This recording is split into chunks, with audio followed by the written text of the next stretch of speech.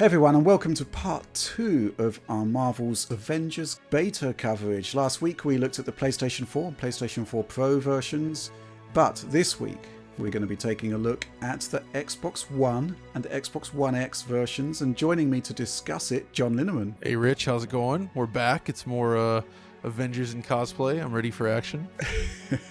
Another weekend of Avengers action, and going into this one, we have to kind of tackle some of the predictions we made, or rather you made.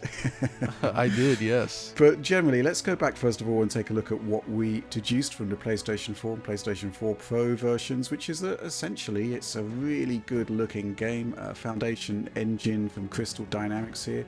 First Crystal Dynamics game we've seen since Rise of the Tomb Raider, so in that respect, from a technical perspective, both of us were really excited about checking this one out, and I don't think from a technological perspective they've let us down, because it is an amazing looking game, especially on the enhanced machines. Well, I agree. I say specifically on that, the PS4 Pro version was phenomenal looking, and it ran very, very well. I really have no complaints with that version. The mild slowdown we encountered, no big deal. It's a solid, beautiful game. But the base PS4 definitely could have used some extra work. It's chugging along, shall we say. So it was a pretty significant difference. Yeah. Which is why I'm curious then to see how it fares on Xbox. 'Cause I briefly sampled this on the Xbox, but primarily I loaded it up on the S first, since we were going to do the inverse of last time, and you were going to stick me with the low-end version. Revenge of sorts, but well, let's just quickly cover what we're going to be looking at in this video, which is, yes, we'll be taking a look at the S and the X versions. We'll be looking at image quality and performance, and I guess this is a fascinating one because we've got, in theory, the least capable current gen console, based on AMD architecture at least, and the most capable. And well, as you can see from the graphics comparison here, that is kind of borne out, I think, mostly in the resolution terms, because X looks pretty phenomenal. Yeah, so looking at the pixels and everything up close here, it's a similar story to what we saw with Rise of the Tomb Raider. It's that same setup where PS4 Pro used a dynamic resolution with what looked like their checkerboard rendering, and it doesn't look like there's checkerboarding here at all. But honestly, in the case, like, the checkerboard solution was so good that it almost doesn't matter. It looked kind of the same. But we have the same kind of dynamic resolution set up where it seems to max out at 4K, and sort of hovers between that and 1620p. But I did see that the pixels could drop lower based on some of the shots that I was looking closely at. So it does seem variable, but in general, it's sort of like that upper near 4K resolution most of the time. And yeah, just like PS4 Pro, image quality is excellent. Mm-hmm. The S, on the other hand, not so good. Geez. Yeah, so again, I think we've got 720p minimum, 1080p maximum, but the thing about this is that, again, this is an example of how pixel counting doesn't give you the full picture. Generally, it's so much blurrier than the enhanced model, and I actually think that looking at lower resolution buffers for a lot of the effects work, and when that is combined with TAA, when it's combined with low core resolution, it looks really grainy at times, especially in the multiplayer bits. Yeah. When I first loaded it up, I had to double check that I hadn't turned the switch on by accident. Ooh, harsh. It looks like one of those games that's dropped. To my eyes, it looked sub 720p. Yeah, exactly. Yeah, I didn't see any actual pixel counts suggesting that. It does seem to go as low as 720, but I don't think it goes lower. But man, it's very blurry and grainy, and I think, like you said, it's these different lower resolution buffers. And if I remember, there was also the specular lighting was like lower res in Rise of the Tomb Raider on Xbox One. Maybe a combination of all these factors plus the TAA kind of kills it. So yeah, I mean, but it's not surprising. I mean, when this is what we expected, it's a little worse than expected, but it's still in line with where you would expect the original 2013, or I guess the S. They're about the same hardware to land. Yeah, there are some differences beyond resolution, which aren't really noticeable, but we did pick them out. Shadows, lower quality, as you might expect. I also noticed that stuff like GPU particle amount seems to be reduced. I mean, it's kind of like strategic nips and tucks that you're really not going to notice.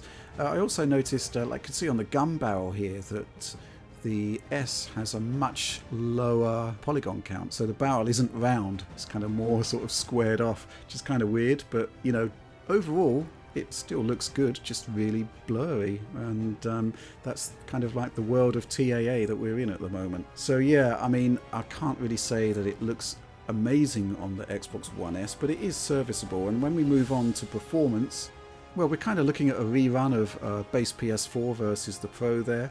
So very much a case of a game of two halves here, where there's the campaign missions, the prologue, and then there's the multiplayer component. If we look at the prologue first of all, this is pretty much locked on the Xbox One X. I mean, it's really difficult to find any deviations at all from the target 30 frames per second. And in that case, it's beautifully consistent. Doesn't seem to matter how much carnage is happening on the Golden Gate Bridge there, it's holding up really well. And if we look at the Xbox One S in this area, surprisingly, perhaps, bearing in mind the huge differential in GPU, it's holding up fairly well. Where things start to fall apart is on the cutscenes, where performance just drops to the mid-20s, sometimes lower. It really isn't looking so good at all. I think that's interesting, and it makes a lot of sense in that the cutscenes especially likely stress the GPU. They're doing a lot of cinematic effects that just eat up those resources, and you can see that even with details scaled back, it suffers. Yeah, I mean, that's kind of weird. So that's sort of the first part of the equation, which is that the campaign stuff and the prologue is pretty solid. Once you move on to some of the later campaign levels, both of them start to lose a bit of consistency, but, you know, it holds up overall. But once we enter the multiplayer component, then all hell breaks loose, basically. So in our first test, we were looking primarily at the Eastern Seaboard level, which seems to be a massive workout for all of the machines. On the base PS4, it was like reaching the low 20s. The Pro was kind of mid-20s and up, but mostly pretty good, I thought. Yeah. But looking at the differential here in multiplayer, I mean, Eastern Seaboard really is the worst case scenario. And I think both of them are in the kind of 20 to 30 frames per second range. But I should stress that the X is spending much more time at the 25 to 30. And again, mostly at 30 for the majority of the duration. Yeah, it pretty much seems on par with the PS4 Pro version at this point, performance-wise. You get that same sort of dips to the mid-20s, as you say, but in general, it feels smooth enough. I don't really think it's a huge deal. Well, you know, when talking about frame rates, like how smooth something is, it really kind of varies per game and type. Like, if this was a high-precision first-person shooter, yeah, this would be a problem. But for a game like this, where it's fairly easy to play, very button mashy, and like filled with post-processing. So I think both the Pro and the X really, they turned in good enough performance for the type of game that this is. Yeah, but this is like worst case scenario. If we look at some of the other levels here, it generally holds up fairly well. But the ace in the hole, we were talking about this last time, the performance mode. Xbox One X has one, just like the PS4 Pro, and what happens here is that the game locks to a 1080p resolution. Yep. Which is, you know, huge drop on the X. I don't really recommend it, but the idea is that, you know, basically all of that 6 teraflops of GPU power can be used to remove the GPU as a bottleneck. You get maximum performance. Thing is, though, you can't remove CPU as a bottleneck, and that's exactly what we see here. So yeah, I mean, you will have smoother performance overall in the prologue and possibly the campaign levels, but again, if we use Eastern Seaboard here as a stress test, performance mode with 6 teraflops of GPU power can actually dip beneath 30 frames per second at 1080p.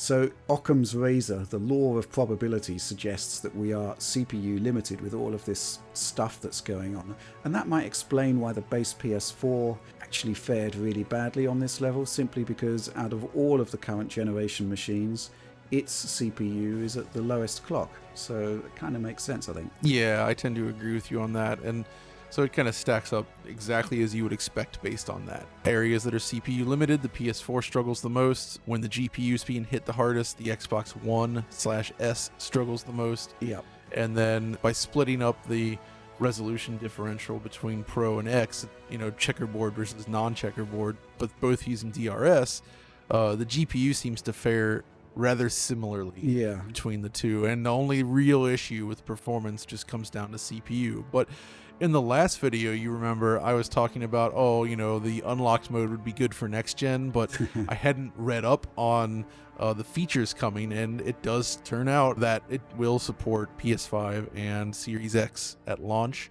They will be enhancing the game, and it sounds like they're going to be focusing on frame rate there. And hopefully the new CPUs will provide the extra grunt necessary to get that locked or mostly locked 60 FPS. Yeah, I really hope so. I mean, but in the meantime, the performance mode on the Pro and on the X, I'd consider it a write-off for the multiplayer component. Yeah, I would never use it. Because, we've seen the footage rolling out here. It's just all over the place. I mean, I think the delta I noted was between like 25 to 60 frames per second, which is ginormous. That's horrendous. That's exactly why I would never use an unlocked frame rate like this. It's just that range is too great, and it doesn't feel good to play. So it's neat that it's there, but I think it was much, much better in the two recent Tomb Raider games. Right. Where the lowest it typically dipped, mostly in the geothermal valley, was kind of the mid-40s, but in general, the games held much closer to 60. That is not the case here, so... Yeah, give it a miss. But overall, I mean, second weekend with Avengers, some notes on what I think about the game generally. I do think, I'm going to level with you here, John, I reckon this is the best Hulk game ever made. Because the carnage is just incredible. The destruction, the visuals, the fact that the Hulk actually looks like the Hulk, which is kind of in stark contrast to some of the other characters. But the other characters, I mean, you were calling it like the cosplay Avengers.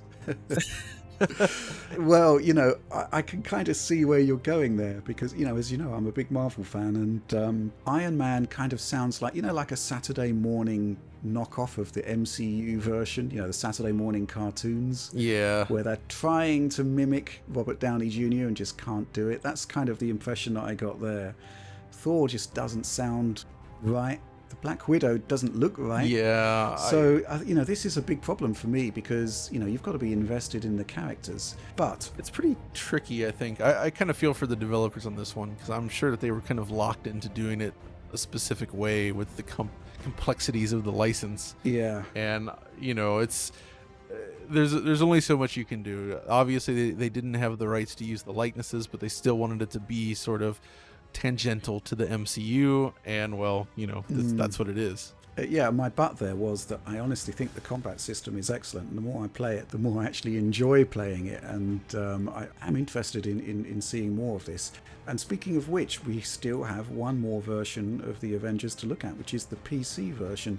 And I was planning actually just to get a few clips in here of this particular version, but crashed the first time I played it. I was using a 2080 Ti and I couldn't hit 4K 60, so I switched on the dynamic resolution. That seemed to make performance worse. So I'm going to return to that next weekend, but I'm a bit worried about the PC version at the moment. It seems, based on the reaction online, I'm not alone. Yeah.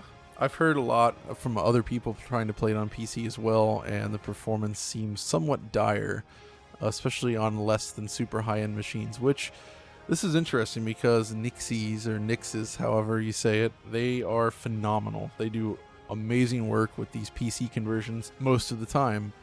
So I'm a little bit worried here, and maybe it really is just a demanding game. Maybe the situation with 2020 has made it more difficult to get it up where it needs to be. But either way, it's not quite what I had hoped. Yeah, but we'll take a look at that next week, assuming the code is worth looking at. Yes, assuming. Failing that, we'll be looking at the game at the launch. But I think that's all from us for now. I mean, we've been running here with some nice, super crisp 4K Xbox One X footage. I really want that experience at 60 frames per second. Hopefully the PC version will deliver at launch. But that's all from us for now. So thanks for joining me on this one, John. Of course. And if you're enjoying some Hulk, do check out Hulk Ultimate Destruction from 2005. The other great Hulk game. Original Xbox? I think it was on Xbox and PS2, if I recall. Oh, okay. Good stuff. Okay, well, that's all from us for now. Please do like, subscribe, and share if you enjoyed the content. Ring the bell. It's there for giving you instant notifications whenever we post new Digital Foundry content. And if you love what we do and want to support the team more directly, and if you want to see this video in pristine 4K as a video download, check out our Patreon. But that's all from us for now. Thanks for watching.